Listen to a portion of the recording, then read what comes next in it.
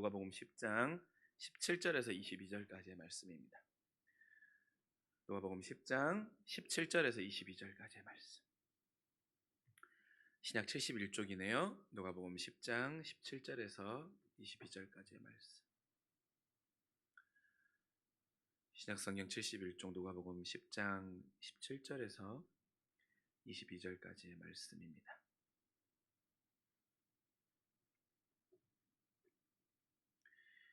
우리 말씀 함께 한 목소리로 읽을까요? 시작.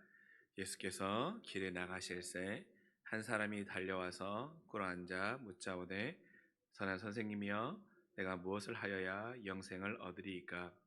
예수께서 이르시되 내가 어찌하여 나를 선하다 일컫느냐? 하나님 한 분 외에는 선한 이가 없나이다. 내가 계명을 안 하니 살인하지 말라, 간음하지 말라, 도둑질하지 말라, 거짓 증언하지 말라, 속여 빼앗지 말라, 내 부모를 공경하라 하였느니라.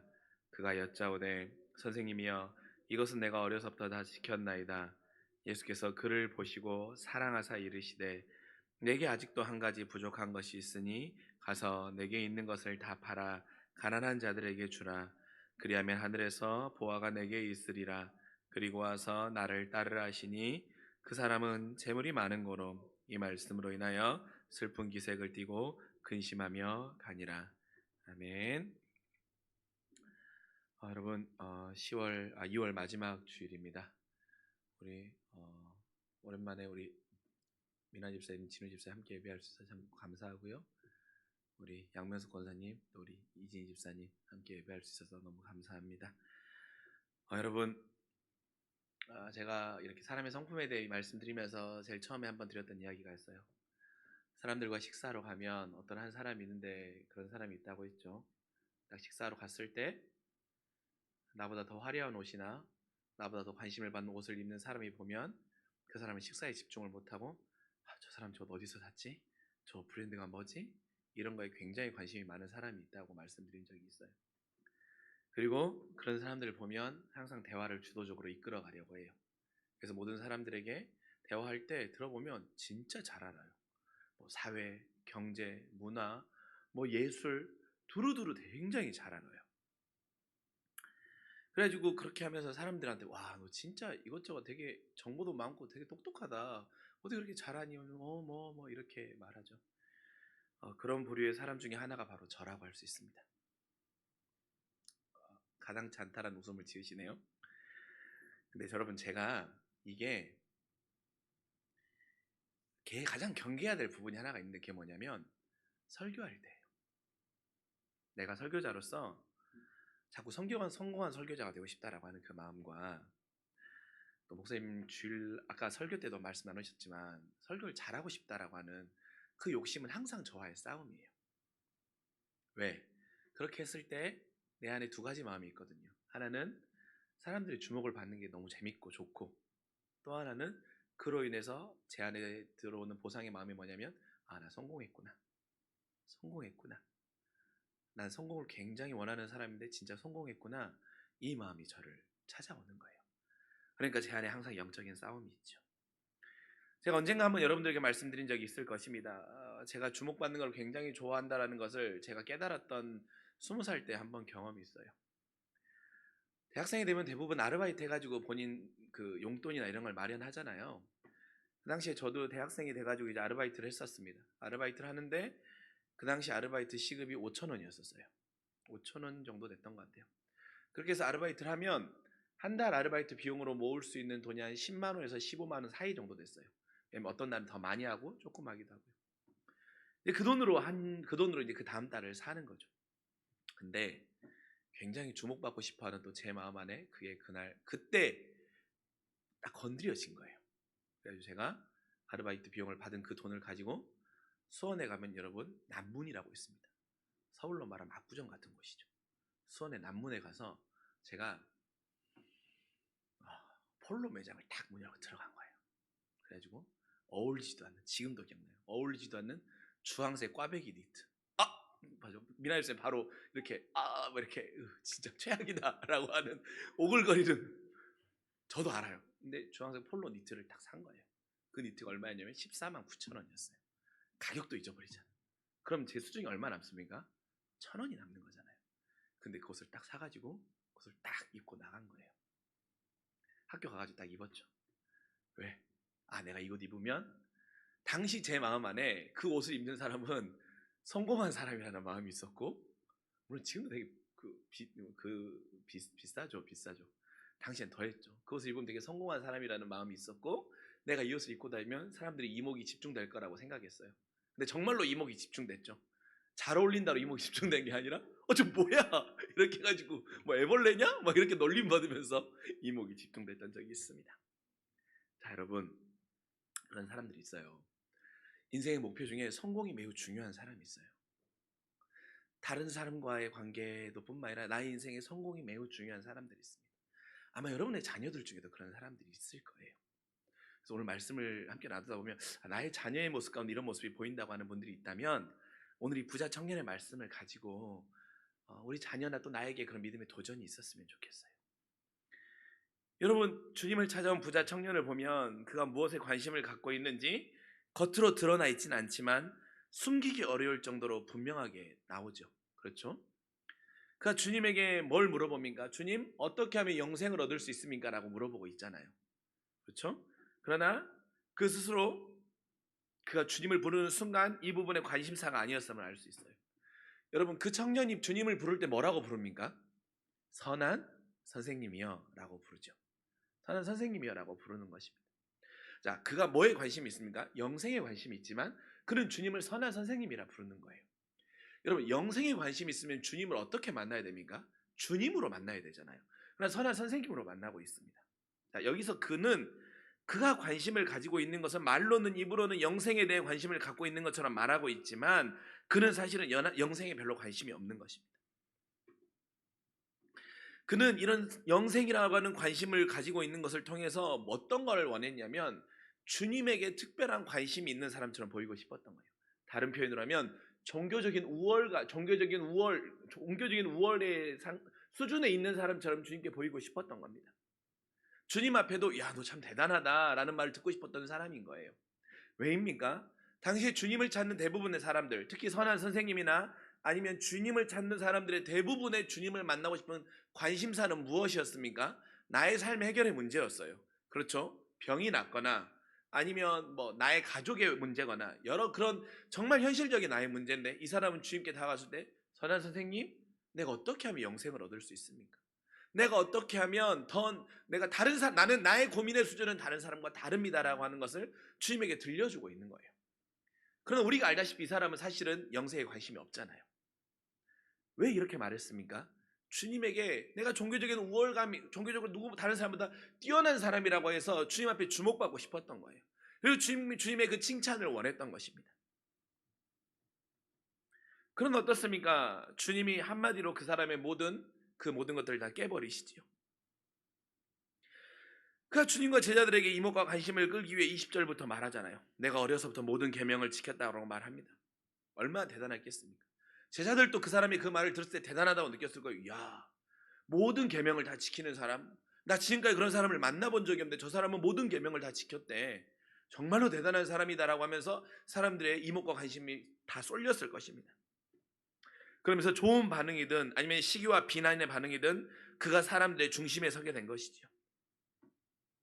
성경에 나와 있지는 않지만 이런 사람들, 이런 성향에 가진 사람들의 이목과 관심을 집중받기를 원하고, 소위 사람들에게 성공한 사람으로 불리길 원하고 성공이 매우 중요한 가치인 사람들의 어린 시절을 관찰해 보면 그 사람들의 모습 가운데 그 사람이 가장 자주 많이 들었던 말이 있대요.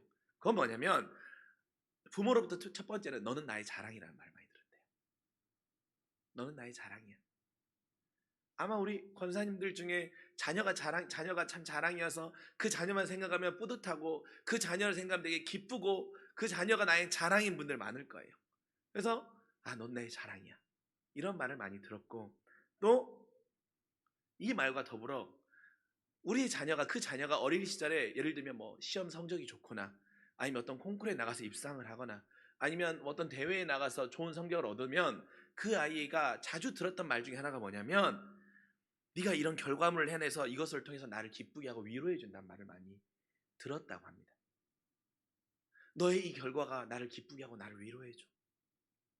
그러니 어떻게 됩니까? 이 자녀에게는 성공이라고 하는 것은 나의 부모를 기쁘게 해주는 것이고, 이것을 통해서 나의 부모가 나를 자랑으로 여기기 때문에 내가 다른 사람보다 더 돋보임으로 인해서 성공하는 것이 나의 부모를 기쁘게 해주는 것이고 나의 부모가 자랑이 되는 것이고, 그럴 때 나는 성공한 사람이라는 마음 많이 느끼게 됐다라는 거예요. 성경에 나와 있지 않지만 아마 부자 청년도 그러하지 않았을까 싶습니다. 그러니 그는 어떻습니까? 율법을 모두 지킴으로 인해서, 율법을 지킴으로 인해 하나님을 기쁘시고 하나님을 영화롭게 하는 관심보다는 무엇입니까? 이 율법을 모두 지켰다라고 하는 그 율법을 지킴으로 인해 다른 사람보다 특별함, 우월성, 그런 걸로 인해 다른 사람들의 집중을 받는 일이 그에게 너무나도 즐거웠던 일이죠.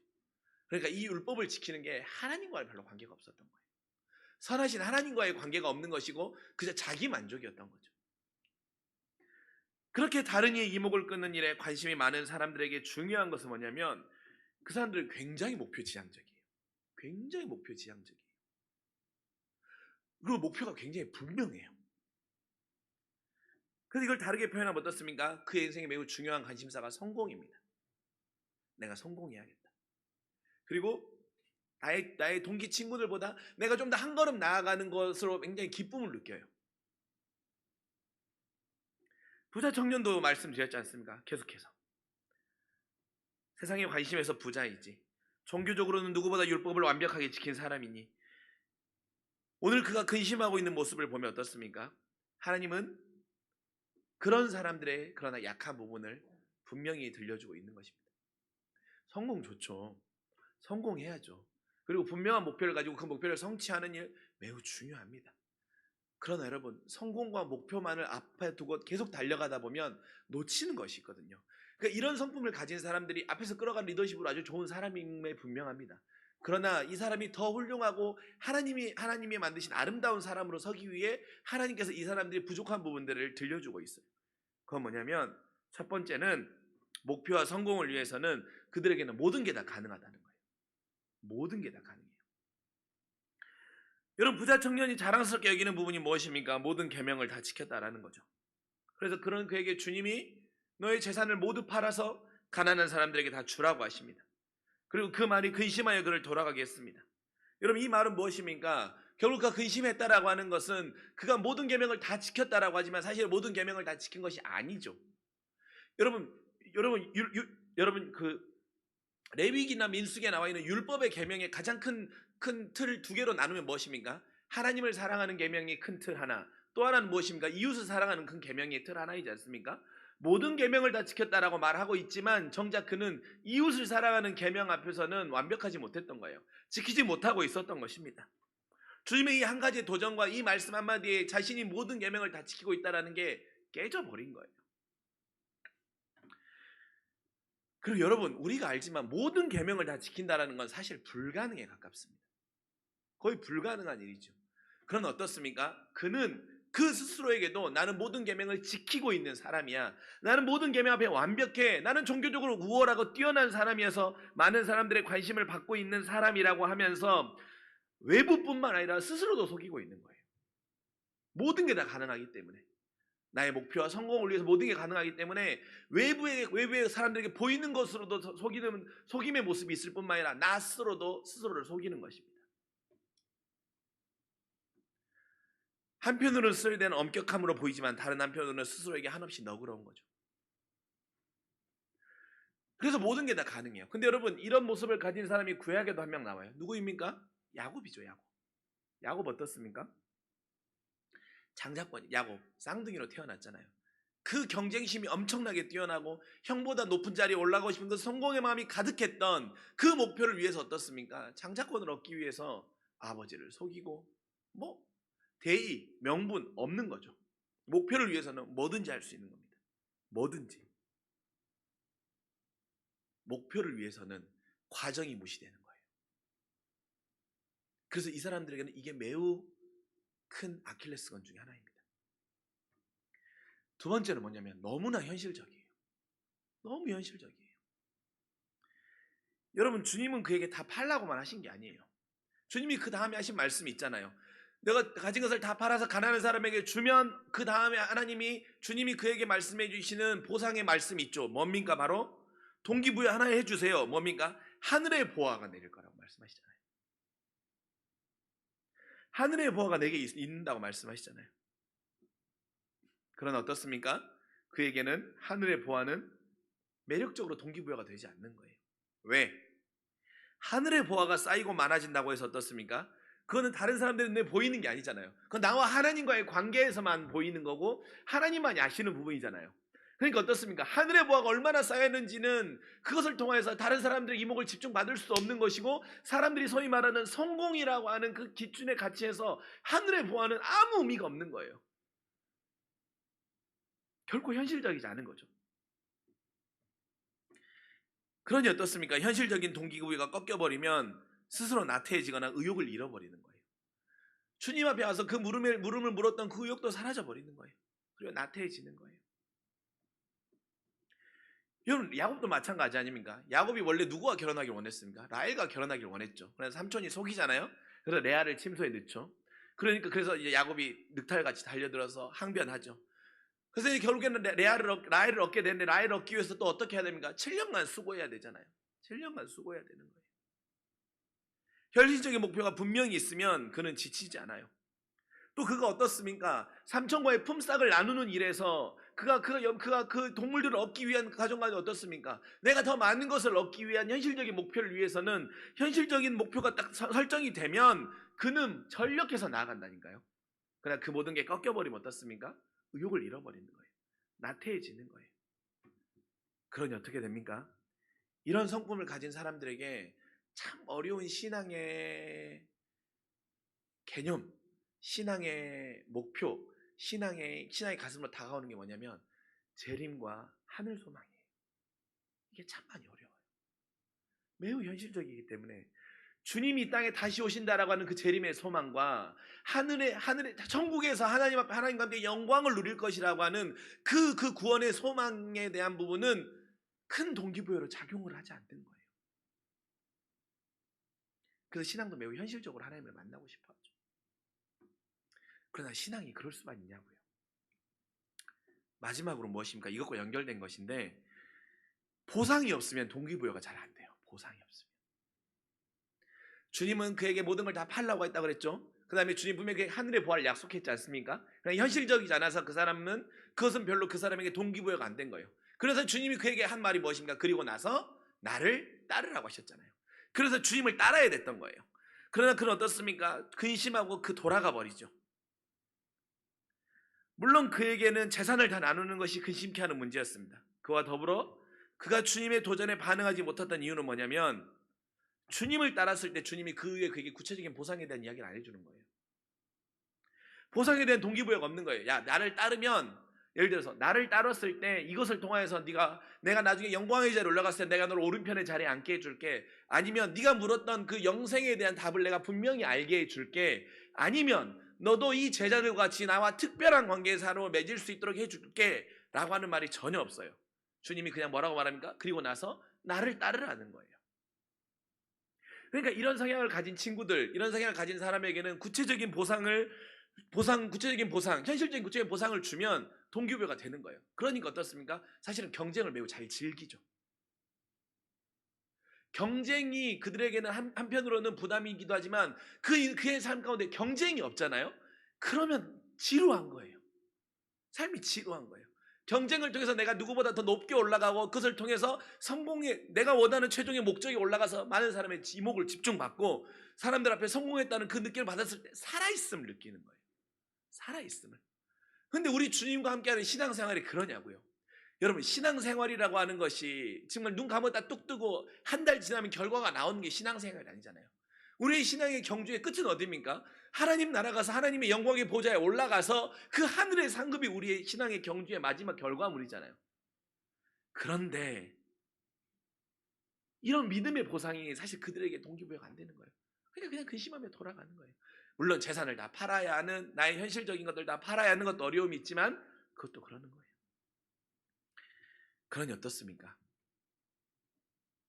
그들에게는 이런 수고를 하면 무엇을 얻을까라고 하는 계산적인 사람으로 비춰줄 수 있지만, 주님과의 만남에서 그런 현실적인 것들이 잘 채워지지 않으면 자꾸 신앙이 나태해지고 멀어질 수밖에 없는 거죠. 그런데 그런 사람에게, 그렇다면 여러분 그런 사람 그럼 신앙생활 할 수 없냐? 아니죠. 되려 신앙생활 더 열심히 해요. 여러분 그런 사람들, 그런 분들이요, 그런 성도님들에게 예를 들면 뭐 정교인 제가 지금 단어가 정확하게 기억이 안 나는데 뭐 예를 들면 뭐 총동원주의 해서 뭐 우리가 전도를 많이 해가지고 1등한 분에게 막 그런 한때 유행한 데 있지 않습니까? 막 1등하면 전도 1등한테 막 뭐 제주도 보내주고 뭐 전도 1등하면 막 그런 거 있잖아요. 근데 여기에 이분이 열심히 딱 붙잖아요. 그러면 진짜 물불 안 가요. 전도 얘가 1등 되는 걸 되게 좋아해요. 제가 봤거든요. 제 주변에 가까이 있거든요. 물론 조금 다르긴 하지만 저희 어머님이 사실 좀 이런 성품이세요. 그래서 저희 어머님 다니는 교회에서 1년에 한 번씩 시상을 하시나 봐요. 그렇게 하면 전도회가 1등 하시면 금을 뭐 세 돈인가 네 돈을 준대요. 물론 그걸 받으셔가지고 또 다시 교회 헌금 하시더라고요. 그래서 속으로 언젠가 한번 그런 적이, 이거 나 주면, 네, 여기까지만 하겠습니다. 근데 그걸 다시 또 교회 헌금 하시더라고요. 분명한 동기부여, 현실적인 분명한 동기부여가 있으면 신앙생활할 때 열심히 매진에 달려요. 근데 여러분 거기 가운데 뭐가 약해질 수 있냐면, 신앙은 항상 현실적인 분명한 동기부여만 있는 건 아니잖아요. 그러다가 우리가 낙심할 수도 있고 시련을 만나거나 어려움을 만나면 좌절할 수도 있고 넘어질 수도 있잖아요. 꺾이는 일도 있잖아요. 그때 좀 많이 어려워하더라고요. 그건 이제 믿음으로 넘어가죠. 그래서 하나님이 여러분 주님이 이 부자 청년에게 뭐라고 말씀하시고 이 부자 청년에게 이 믿음의 도전을 주셨습니까? 주님이 그를 보시고 사랑하사 이르신 거예요. 우리가 볼 때는 저 사람 그냥 성공을 위해서 집착하는 사람이다라고 이렇게 판단하고 평가하고 우리는 그렇게 취급해버릴 수 있지만 주님은 결코 그렇지 않으세요. 그 사람을 사랑하셨던 거예요. 정말 사랑하는 마음으로 이 말씀을 하신 거예요. 주님이 이 부자 청년을 테스트해보고 떠보기 하신 것이 아니라 정말로 사랑하시는 마음으로 그 말씀을 하신 거예요. 왜? 그 뒤에 풀어주는 말씀을 보면 알아요. 하나님 나라에 대한 이야기를 해주시는 걸 보면 알거든요. 그래서 우리가 잘 아는 말씀이잖아요. 부자가 천국에 들어가기, 낙타가 바늘게 들어가기 어렵다라고 말씀하면서 주님은 그 이야기만 하시는 게 아니에요. 계속해서 말하잖아요. 정말 하나님 나라에 들어가기 굉장히 어렵다라고 말씀하시는 이야기를 계속해서 하시잖아요. 이 사람에게 정말로 주님은 사랑하셔서 너의 인생의 진짜 성공이 뭔지를 들려주고 싶었던 거예요. 너의 인생의 참다운 성공이 뭔지를 알려주고 싶었던 거예요. 그래서 사랑하셔서 이 말씀을 하시는 거였어요. 자, 그럼 봅시다. 그렇다면 이런 성품을 가진 사람, 이런 성품을 가진 이에게 믿음의 도전은 뭐냐면 정말 큰 성공이 뭔지를 알게 해줘야 돼요. 진정한 성공이 뭔지를 깨닫게 해줘야 돼요. 그것이 동기부여가 되고 그 성공을 현실로 받아들일 수 있도록 하는 그 길을 열어줘야 돼요. 자, 그럼 진짜 큰 성공이 뭡니까? 인생의 가장 큰 성공이 뭐냐는 거예요. 여러분, 주님이 부자 청년에게 모든 걸 다 팔아서 가난한 사람에게 주라고 했잖아요. 자, 그랬을 때 우리 주님이 얻는 유익이 뭡니까? 부자가 그 재산을 다 팔아서 가난한 사람에게 나누어 줬을 때 우리 주님도 거기서 예를 들면 몇 데나리온을 받으시는 것, 그런 유익이 있습니까? 그걸 통해 얻는 유익은 아무것도 없어요. 그 사람의 그 행위를 통해서 주님이 얻는 유익은 아무것도 없어요. 자, 여러분, 또한 제자들도 이후에 묻잖아요. 주님에게 묻잖아요. 주님, 우리도 주님을 따르기 위해서 나의 가족과 나의 직업과 나의 모든 것을 다 버리고 주님을 따랐다라고 말하고 있잖아요. 자, 제자들이 주님을 따르기 위해 재산과 가족을 다 버리고 그랬을 때 주님이 얻을 수 있는 유익이 있습니까? 없어요. 그 속에서 유익을 얻는 사람은 누구입니까? 제자들인 거예요. 그렇죠? 여러분, 주님이요, 이것을 통해서 주님이 얻는 유익은 없는 거예요. 그런데 주님에게 유익이 없고 그들의 결단이 주님에게 아무것도 주님의 입장에서는 득이 되는 부분이 없지만 주님 왜 이런 도전을 하고 있냐라는 거예요. 왜 이런 도전을? 사랑하니까 도전한다고 했잖아요. 자, 그럼 다른 한편으로는 어떤 사람은 이 도전을 받았을 때 따르는 사람이 있고 어떤 사람은 이 도전에 반응하지 못하고 그 심화에 돌아가는 사람이 있는데 그 차이를 나누는 기준점이 뭐냐라는 거예요. 그것에 주님이 이 말씀에서 말씀하고 계십니다. 자, 여러분 29절의 말씀 한번 봅시다. 29절의 말씀입니다. 예수께서 이르시되 내가 진실로 너희에게 이르노니 나와 복음을 위하여 집이나 형제나 자매나 어머니나 아버지나 자식이나 전처를 버린 자는 이라고 말하는 거예요. 자, 무엇입니까? 나와 복음을 위하여 버린 자는 거예요. 나와 복음을 위하여 이걸 버릴 수 있는 자. 주님과 복음을 위하여 버린 자는 하늘의 복과 땅의 복을 얻을 수 있고 성공을 얻게 된다라는 것입니다. 즉 주님에게 주목하고 싶은 마음과 주님의 사역인 복음 전파를 위해 동역할 수 있는 것이 그들에게 성공이라 여겨졌기 때문입니다. 인생의 성공에 가장 큰 성공에 주님과 주님의 복음을 위하여 사는 것이 가장 큰 성공이라 여겨지는 자는 집이나 형제나 재산이나 모든 것을 다 버리고 주님을 따를 수 있지만, 주님과 복음을 위한 것이 가장 큰 성공으로 받아들이지 않는 사람은 어떻습니까? 근심하여 돌아가는 거예요. 즉 부자 청년 같은 성품을 가진 이들에게 주님은 그를 사랑하여서 그에게 말하고 있는 믿음의 동기부여는 뭐냐면, 주님과 복음을 위해 내 열정과 에너지를 쏟을 수 있냐라는 거예요. 더 큰 성공을 볼 수 있는 눈을 가지라는 거예요. 여러분, 만약에 부자 청년에게 가난한 자들을 위해 재물을 나누는 것이 이런 관점에서 접근했다고 생각해 봅시다. 내가 가진 재산을 모두 나누어서 가난한 자들에게 하나님의 사랑과 이웃 사랑을 표현할 수 있는 일이라고 그가 그런 관점, 그래서 이걸 통해서 주님의 이름이 높여지고 주의 복음이 전파되는 통로로 나의 재물이 쓰일 수 있다고 믿었다고 하면, 나와 복음을 위해 그는 그 선택을 하는 것이 그의 인생의 성공이었던 거예요. 그것이 그의 인생에서 참다운 성공인 것입니다. 그러나 어떻습니까? 그의 인생에는 나와 복음을 위한 것이 나의 인생의 가장 큰 목표가 된 것, 주님과 주님의 복음을 위한 것이 인생의 성공의 목표가 아니었기에 근심하고 돌아가는 거예요. 자, 여러분, 이것을 통해서, 그런데 이렇다고 해서 주님이 얻는 유익은 아무것도 없어요. 그러나 주님은 어떻습니까? 여러분과 여러분의 복음을, 나와 나의 복음을 여러분 위해 살라고 여러분에게 말씀하시는 그 이유가 무엇입니까? 그것이 바로 말씀하고 있잖아요. 30절, 현세에 있어 집과 형제와 자매와 어머니와 자식과 전토와 백반화 되는 박해를 겸하여 받고도 내세 영생을 받지 못할 자가 없느니라. 이것을 통해서 진짜 큰 성공인 이 사람이 물었던 어떻게 하면 영생을 얻을 수 있는지, 구원을 얻을 수 있는지, 인생의 가장 큰 성공으로 가는 길을 주님이 제시해 주는 거예요. 여러분, 우리가 여러분 현실을 살아가면서 더 많은 창고를 짓고 거기에 더 많은 것을 얻고, 내가 투자한 주식이 몇백 프로 뛰고, 내가 산 집이 몇 배가 뛰어서, 그래서 내가 많은 사람의 지목을 집중받고 내가 성공했다고 한들 영생에 이르는 그 길에 가지 못하면 어떻게 됩니까? 그 인생은 성공한 인생 아니에요. 그 인생은 무엇입니까? 우리의 삶이 생명이 붙어있는 이게 다 끝이라고 생각하는 거예요. 그러나 주님이 정말로 사랑하는 주님 우리를 정말로 사랑하시기에 너의 눈을 더 크게 떠. 인생은 이게 끝이 아니고 그 이유가 있음을, 영원한 하나님의 나라가 있음을 그들에게 말씀해 주시는 거예요. 그래서 깨닫게 하는 거예요. 영원한 하나님의 나라로 가기 위해서는 나와 나의 복음을 위해 사는 너의 삶의 동기부여가 있을 때 너의 삶의 그런 선택과 너의 삶의 그런 길을 걸어갈 수 있는데, 그것이 진짜 성공이라고 말해주고 있는 것입니다. 여러분, 우리 인생 진짜로 성공해야죠. 제가 사람들에게 좋은 목사로 보이고, 제가 나중에 언젠가 단독 목회 나가서 제가 교회에 5,000명, 10,000명 됐는데, 그래서 사람들이 이목을 집중받고 수많은 인터뷰가 찾아온다고 한들 그 모든 것을 통하여서 주님과 주님의 복음과 상관없으면 무엇입니까? 저는 성공한 인생이 되는 게 아니죠. 여러분의 자녀들이 지금까지 대학과 대학원과 모든 과정 가운데 수고하고 노력한 걸 통하여서 성공하고 원하는 자리 위치에 올라가고, 그걸 통해서 많은 사람의 이목을 집중받는 사람으로 됐어요. 그래서 사람들이 닮고 싶은 사람이라고 비춰질 정도의 사람이 됐어요. 그런데 그것이 주님과 주님의 복음과 상관없으면 어떻습니까? 그 인생 성공한 거 아니에요. 그런 성품을 가진 사람과 그런 성품을 가진 자녀에게는 이것이 너와 주님과 주님의 복음과 무슨 관계가 있는지에 대해서 부모는 계속해서 물어줘야 되는 거예요. 그리고 그 물음을 통해서 답을 찾을 수 있도록 계속 물어줘야 되는 거예요. 그래야 믿음이, 하나님이, 주님이 그의 인생에 좋은 동기부여로 작용케 되는 것입니다. 그러면 진짜 성공을 맛보는 거예요.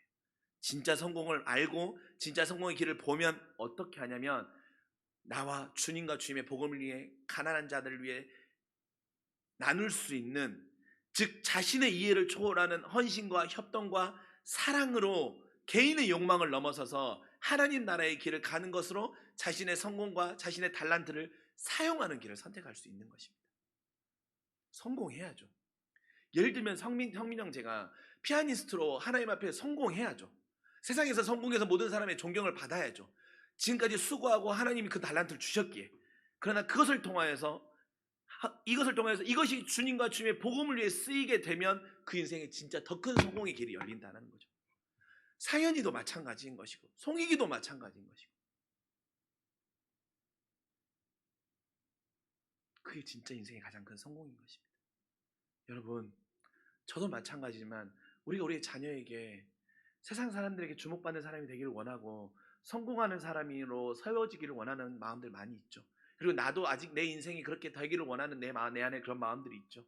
그런데 여러분, 그것을 위해서 우리가 때로는 수단과 방법을 가리지 않도록 가르치기도 하고 과정은 무시해도 되고 또 어떻습니까? 너무 현실적인 목표만을 제시하고 그것을 통해서 현실적인 보상을 주는데 이 모든 것이 주님과 복음과 상관없다고 한다면 그 인생은 결국 근심하여 돌아가 주님을 따름으로 해서 진짜 성공의 길을 만날 수 있는 그 기회를 놓치고 보지 못하는 인생, 어리석은 인생으로 떨어뜨릴 수도 있는 거예요.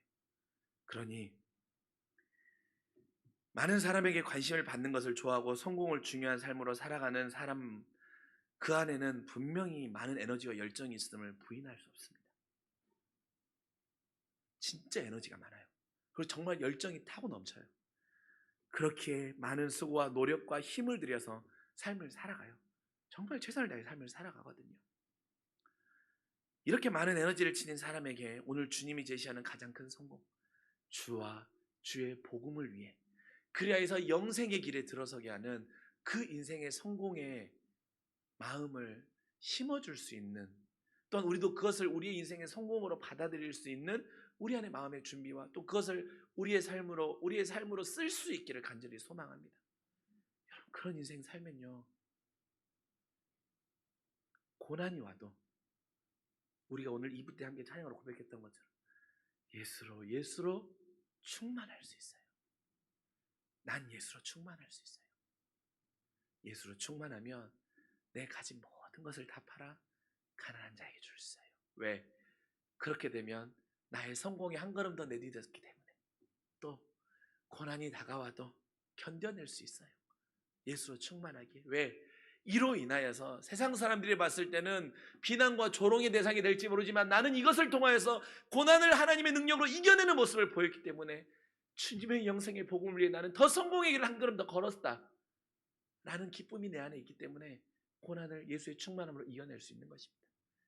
우리 안에 진짜 성공, 나와 주의 복음을 위해, 그리스도와 그리스도의 복음을 위해 나의 삶을 드리고 나의 삶을 던지고 나의 삶의 방향과 목표를 맞추는 것, 이것이 참된 성공임을 놓치지 않는 우리 모두가 되시길 주님의 이름으로 간절히 축원합니다. 기도하겠습니다. 하나님, 우리 인생에 부자 청년과 같은 많은 관심사가 있을 수 있습니다.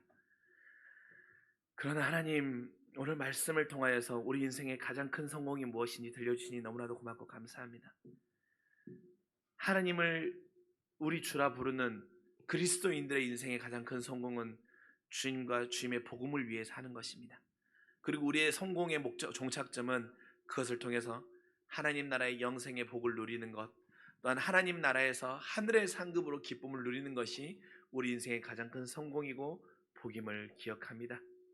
그렇게 아버지 하나님, 나의 인생의 수고와 나의 인생의 열정과 나의 인생에 있는 모든 삶의 길들이 헌신과 협동과 내 개인의 만족을 초월해 넘는 사랑으로 갈 때 이것이 내가 복음의 성공으로 걷는 한 걸음을 내딛는 것이라고 기억하며 가난한 자들과 나눌 수 있는 것이 나의 믿음의 성공의 길이고 고난받는 자들 위해 함께 기도하는 것이 나의 성공의 길이고 또한 실패와 어려움 앞에 좌절하지 아니하고 세상은 조롱할지라도 믿음으로 의연해 나아가는 것이 주님과 주님의 복을 위한 내 인생의 성공임을 잊지 않는 믿음의 주의 자녀들 되게 하여 주시옵소서.